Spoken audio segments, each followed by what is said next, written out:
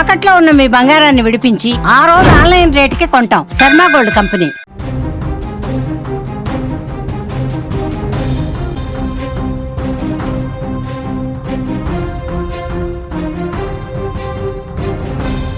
Breaking news చూస్తున్నాం. భారీ వర్షాలకు పాకిస్తాన్ అతలాకుతలమవుతోంది. పాకిస్తాన్ను భారీ వరదలు ముంచెత్తుతున్నాయి. ఇస్లామాబాద్ చెరువులన్నీ రోడ్లన్నీ కూడా చెరువుల్ని తలపిస్తున్న పరిస్థితి.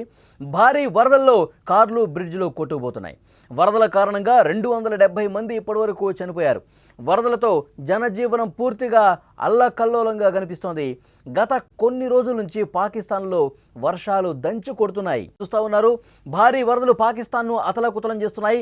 గత కొన్ని రోజుల నుంచి కురుస్తున్న వర్షాల కారణంగా పాకిస్తాన్ పూర్తిగా వరదల్లో మునిగిపోయింది.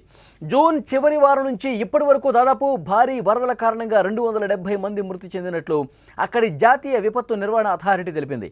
మృతుల్లో 126 మంది చిన్నారులు ఉండటం ఆందోళన కలిగిస్తోంది. చాలా దారుణమైనటువంటి విషయం. పాకిస్తాన్లో భారీ వర్షాలు వరదలతో అక్కడి జనజీవనం పూర్తిగా స్తంభించిపోయింది. అసలు బయటకు రాలేని పరిస్థితి కనిపిస్తోంది.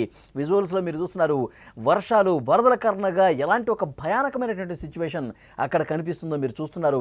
కార్లు కొట్టుకుపోతున్నాయి, మనుషులు కూడా కొట్టుకుపోయి చనిపోయారంటే ఇస్లామాబాద్లో అక్కడ పరిస్థితులు ఎంత దారుణంగా ఉన్నాయో స్క్రీన్ మీద చూస్తూ ఉన్నారు. వాహనాలు కొట్టుకుపోయి వాగులు వంకల్లో వాహనదారులు కొట్టుకుపోయారు చాలామంది. అందులో ప్రయాణికులు ఉన్నారు, అందులో వాహనదారులు ఉన్నారు. వాళ్ళు లోపల ఉండగానే పెద్ద ఎత్తున వరద వచ్చి కొట్టుకుపోయిన పరిస్థితి కనిపిస్తోంది. భారీ వరదల కారణంగా ముఖ్యంగా ఇస్లామాబాద్ పూర్తిగా దెబ్బతింది. ఇస్లామాబాద్లోని పలు ఇళ్లలోకి వరద నీరు వచ్చి చేరింది. నివాస ప్రాంత వాసులు ఎవరైతే ఉన్నారో వాళ్ళందరూ కూడా ఇబ్బందులు ఎదుర్కొంటున్నారు. దీనికి తోడు భారీ వరదల కారణంగా వరద ప్రవాహంలో వందలాది కార్లు బైకులు కొట్టుకుపోతే మరికొన్ని చోట్ల బ్రిడ్జ్లు కూడా కొట్టుకుపోయినాయి. ఎటు చూసినా వరద ప్రళయం ఇస్లామాబాద్ను చుట్టుముట్టినట్లుగా కనిపిస్తోంది. గడిచిన 24 గంటల్లో పరిస్థితి ఏంటంటే కుండపోత వర్షానికి 14 మంది చనిపోయారు, 17 మందికి గాయాలయ్యాయని NDMA తాజాగా ఒక నివేదికలో స్పష్టం చేసింది. భారీ వర్షాలు వరదల కారణంగా వేల సంఖ్యలో ఇళ్లు ధ్వంసమయ్యాయి. వందల కొద్ది మూగజీవాలు ప్రాణాలు కోల్పోయినటువంటి పరిస్థితి ఉంది. పాకిస్తాన్లో వరదకు సంబంధించిన దృశ్యాలు మీరు స్క్రీన్ మీద చూస్తున్నారు. పెద్ద ఎత్తున వరద సంభవించింది.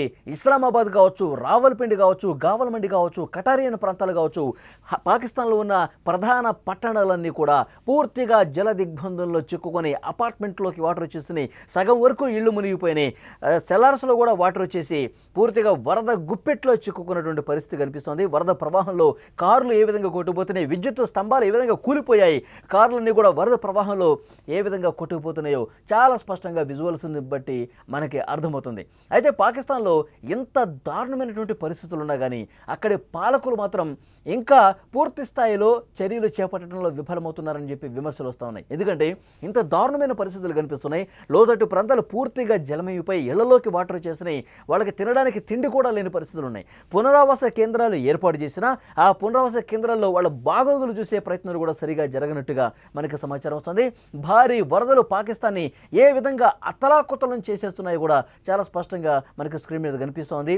ఒకవైపు బ్రిడ్జ్లు కొట్టుకుపోతున్నాయి, కార్లు కొట్టుకుపోతున్నాయి, బైకులు కొట్టుకుపోతున్నాయి, ఇళ్లలోకి భారీగా వరద నీరు వచ్చి చేరుతుంది. వాగులు వంకలు ఎంత ప్రమాదకరంగా ప్రవహిస్తున్నాయంటే అసలు ఒక్కసారి రోడ్ల మీదకి బయటకు వచ్చి కాలు పెడితే కొన్ని కిలోమీటర్లు ఆ వరద ప్రవాహానికి కొట్టుకుపోయే పరిస్థితుంది. మీరు విజువల్స్లో చూస్తూ ఉన్నారు ఇస్లామాబాద్లో ఉన్నటువంటి పరిస్థితి. రాజధాని ఇస్లామాబాద్లో అక్కడ పెద్ద ఎత్తున వాటర్ వచ్చేసి అక్కడ ప్రజలందరూ కూడా అతలాకుతలం అయిపోతున్నారు. ఈ వరద ఎందుకంటే గత కొన్ని రోజులుగా ఏదో 4 రోజులుగా వర్షం వచ్చింది, వరద వచ్చిందని కాదు. జూన్ 16వ తారీఖు మొదలైన వర్షం వరద ఈ 1 నెల దాటిపోయింది. మొన్న 16కి నెల రోజులు దాటిపోయింది. ఇంకా అక్కడ వర్షాలు పడతా ఉన్నాయి, వరదలు వస్తూ ఉన్నాయి. ఇంకా ఎగువను కురుస్తున్నటువంటి వర్షాలు కూడా పూర్తిగా అక్కడ స్థానికంగా ఉన్నటువంటి నదులు ఉప్పొంగి ప్రవహించి స్థానిక ప్రజానికాన్ని అతలోకుతలం చేస్తున్నాయి.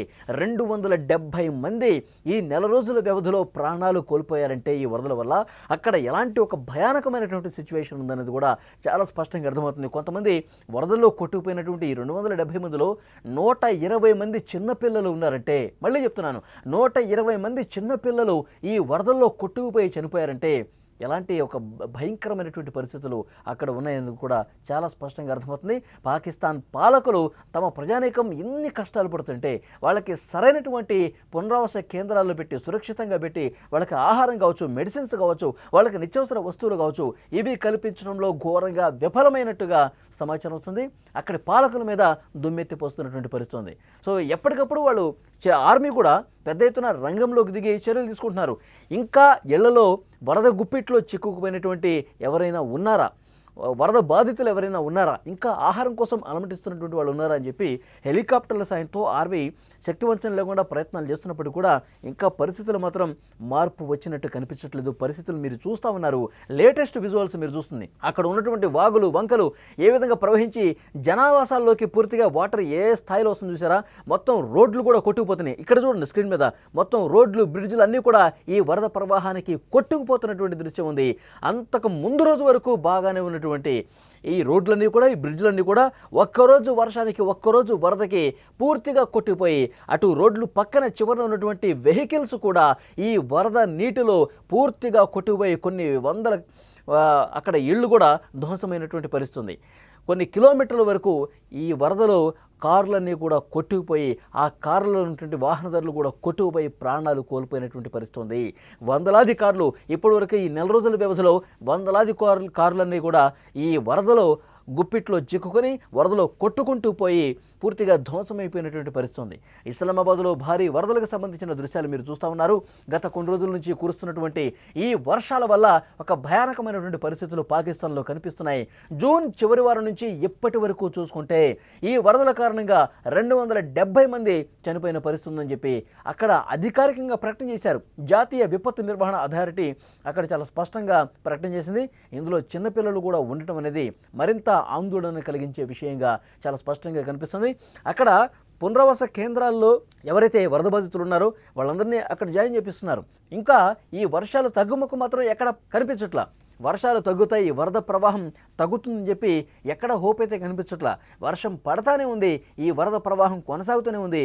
చాలా అంటే చాలా తీవ్రమైనటువంటి ఇబ్బందులు అక్కడ కనిపిస్తున్నాయి. ఒక గంట వ్యవధిలోనే భారీగా ఈ వర్షం కురిసి కొన్ని మిల్లీమీటర్ల వర్షపాతం, గతంలో ఎప్పుడు చూడనటువంటి వర్షం అక్కడ కనిపిస్తోంది. ఎందుకంటే కొద్ది గంటల్లో 400 మిల్లీమీటర్లు 500 మిల్లీమీటర్లు వర్షపాతం కురిస్తే అక్కడ సిచ్యువేషన్ ఎంత దారుణంగా ఉంటుందంటే చాలా కిక్కిరిసిపోయినటువంటి జనావాసాలు ఉంటాయి. పాకిస్తాన్లో చాలా కాలనీలు ప్రాంతాలు కూడా మొత్తం కిక్కిరిసిపోయినటువంటి జనావాసాల్లో ఒక్కసారిగా వరద పోటెత్తడంతో ఇబ్బందికర పరిస్థితులు కనిపించాయి. అక్కడ వాహనాలు కొట్టుకుపోవడం కాదు, చిన్నపిల్లలు కూడా కొట్టుకుపోయిన ఒక దయనీయమైనటువంటి పరిస్థితులు పాకిస్తాన్లో ఉన్నట్టుగా స్పష్టంగా అర్థమవుతోంది. ఇంకా పైన ఫ్లోర్స్లో తలదాచుకున్న వాళ్ళని కూడా వాళ్ళని కాపాడే ప్రయత్నం చేస్తున్నప్పటికీ కూడా ఇంకా ప్రమాద ఘంటికలు మోగుతూనే ఉన్నాయి. ఇస్లామాబాద్లో కావచ్చు, రావల్పిండి కావచ్చు, గావల్మండి కావచ్చు, కటారియన్ కావచ్చు, ఇలా ప్రధానమైనటువంటి నగరాలు పట్టణాలు అన్నీ కూడా వరద గుప్పిట్లో చిక్కుకొని అక్కడ ఆర్తనాదాలు కనిపిస్తున్నాయి. ఎందుకంటే ఎవరైతే తమ పిల్లల్ని పోగొట్టుకున్నారు, ఎవరైతే తమ కుటుంబ సభ్యుల్ని పోగొట్టుకున్నారో ఈ వరదల వల్ల వాళ్ళ బాధ అంతా ఇంత కాదు. అక్కడ పాలకులు ఇంకా చేష్టలుడిగి చూస్తున్నారు, సరైనటువంటి చర్యలు తీసుకోవట్లేదు. వరద ఇంత స్థాయిలో ఇంత భారీగా వస్తూ ఉంటే అక్కడ తీసుకోవాల్సినటువంటి చర్యలు ఎందుకు తీసుకోవటం లేదని కూడా ప్రశ్నిస్తున్నటువంటి పరిస్థితి. మరి ఈ వర్షాలు ఎప్పుడు తగ్గుతాయని చెప్పి దేవుణ్ణి ప్రార్థిస్తున్నటువంటి పరిస్థితి. ఎందుకంటే నెల రోజులుగా ఇదే తంతు కనిపిస్తుంది. సరైనటువంటి ఉపాధి మార్గాలు కనిపించట్లా. ఎందుకంటే ఈ వర్షాలు వరదలతో తమ పనులు తాము చేసుకోలేనటువంటి నిస్సహాయ పరిస్థితులు ఉన్నారు. ఇళ్ళు పూర్తిగా మునిగిపోయి కనిపిస్తూ ఉన్నారు. వాళ్ళకి ఆహారం సరిగా దొరకట్లేదు. పునరావాస కేంద్రాల్లో కూడా ఎంత ఇబ్బందికర పరిస్థితులు ఉన్నాయంటే పూర్తిగా అక్కడ ఆహారం అందించడానికి కూడా వాతావరణం సహకరించట్లేదు. ఎవరైతే వరద నీటిలో కొట్టుకుపోయారో, ఏ చెట్టు చర్మంతో పాటు వరద ప్రవాహంలో కొట్టుకుపోయినటువంటి ఆ వరద బాధితుల్ని కనుగొనే ప్రయత్నాలు కూడా ఇంకా, ఎందుకంటే చాలా మృతదేహాలు ఇంకా వెలుగు తీయాలి.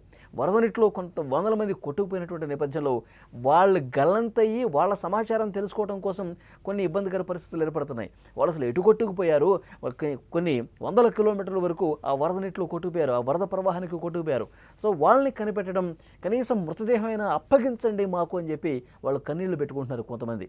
సో ఇస్లామాబాద్లో అక్కడ స్థానిక పరిస్థితులు మీరు చూస్తూ ఉన్నారు. మీరు ఆ విజువల్ చూస్తుంటేనే అర్థమవుతుంది పాకిస్తాన్లో ఎలాంటి ఒక భయానకమైనటువంటి పరిస్థితులు ఉన్నాయి అన్నది.